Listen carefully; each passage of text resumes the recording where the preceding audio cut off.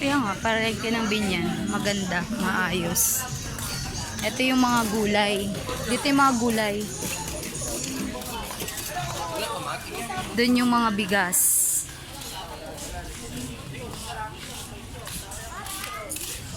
May bibili din kayong mga ano. Kailangan basket. Ay, meron na ako niyan eh. Basket.